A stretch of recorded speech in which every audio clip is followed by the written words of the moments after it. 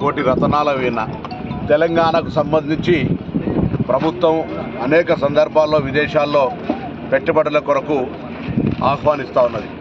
ఇప్పుడు ప్రస్తుత పరిస్థితుల్లో అమెరికా దేశానికి సంబంధించినటువంటి నియమ నిబంధనలు మనం పోవాలనుకునే విద్యార్థులకు ఆటంగా కలుగుతోంది. ఈ దౌత్య సంబంధాల్లో విదేశాంగ శాఖ తరఫున ఇటువంటి నియంత్రణ పెడతా ఉన్నప్పుడు భారత ప్రభుత్వం పూర్తిగా వైఫల్యం పొందింది. ఎందుకంటే ఇక్కడ నుంచి ఉపాధి కొరకో ఉన్నత విద్య కొరకో పోయేటువంటి పనిలో ఉన్నటువంటి వాళ్లకు ఇదొక పెద్ద ఆటంకం.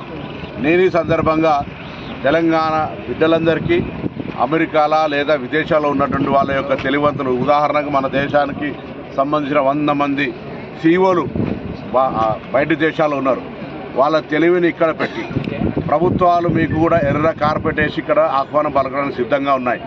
వేరే దేశాలలోనూ ఇన్వెస్ట్మెంట్ చేయమని కంటే మీరు వేరే దేశాల్లో ఇన్వెస్ట్ చేసిన అమౌంట్ అంతా తెచ్చి ప్రభుత్వం మీకు సానుకూలంగా పాలసీ తయారు చేసే ప్రయత్నం జరుగుతుంది. తప్పకుండా విదేశాల్లో ఉన్న వాళ్ళంతా కూడా వచ్చి ఈ తెలంగాణ రాష్ట్రంలో పెట్టుబడులు పెట్టి గ్రామీణ ప్రాంతాల్లో సెకండ్ టైర్ అంతా హైదరాబాద్ చుట్టే కాకుండా ఇటువంటి ప్రాంతాల్లో మేము ఇక్కడ రేపొద్దున ఇండస్ట్రియల్ ఎస్టేట్ ఏర్పాటు చేస్తానో లేకపోతే ఇతర రకరకాలుగా గ్రామీణ ప్రాంతాలకు విస్తరణ జరిగే విధంగా పారిశ్రామికరణ చేస్తూ ఇతర సాంకేతికపరమైనటువంటి అభివృద్ధిని చేయాలని ఈ యొక్క పరిస్థితులలో విదేశాల్లో ఉన్నటువంటి తెలంగాణ బిడ్డలందరికీ విజ్ఞప్తి చేస్తా ఉన్నాం. కోటి రతనాల వీణ తెలంగాణకు సంబంధించి ప్రభుత్వం అనేక సందర్భాల్లో విదేశాల్లో పెట్టుబడుల కొరకు ఆహ్వానిస్తూ ఉన్నది. ఇప్పుడు ప్రస్తుత పరిస్థితుల్లో అమెరికా దేశానికి సంబంధించినటువంటి నియమ నిబంధనలు మనం పోవాలనుకునే విద్యార్థులకు ఆటంగా కలుగుతోంది.